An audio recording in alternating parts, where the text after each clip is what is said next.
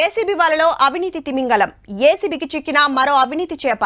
10,000 లంచం తీసుకుంటూ ఏసీబీ అధికారులకు పట్టుబడిన జూనియర్ అసిస్టెంట్. 50,000 లంచం తీసుకుంటూ దొరికిన అగ్రికల్చర్ ఆఫీసర్. ఇగో ఇట్లా ఆడ ఆఫీసర్ ఈడ ఈ ఆఫీసర్ లంచం తీసుకుంటానే వార్తలు బొచ్చడు చూసినాం. సర్కార్ ఆఫీసులలో పనులు కావాలంటే ఎవరికెంత చదివియాలనో అంత చదివియాల్సిందే, లేకుంటే పని అటు మనం ఇటు. అన్నకు పానం మంచిగా లేనట్టుంది, అంబులెన్స్ లా దావకానకు తీసుకోబోతున్నారు. ఇదెక్కడి కథరో పైల్వాన్లు బాడీలు చూపియబట్టిరి. చిత్రం అనిపిస్తుందిలే.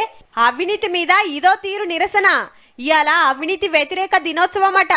నిజాయితీ దావకండ్ల బెడ్డెక్కితే అవినీతి బాడీ బిల్డర్ లెక్క తయారైతుంది.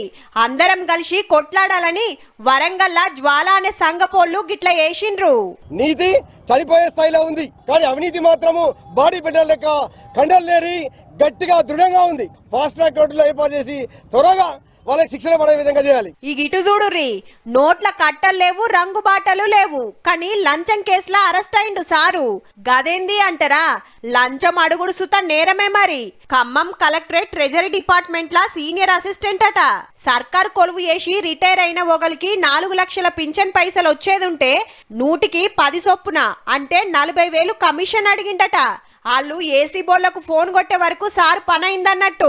అయితే ఎక్కడైనా ఆఫీసర్లు పైకం తీసుకుంటుంటే పట్టేస్తారు, కానీ గిడ పైసా కూడా చేతిలో పడకుండానే కేసు అయినందుకు పాపం ఎంత ఫీల్ అవుతున్నాడో పో.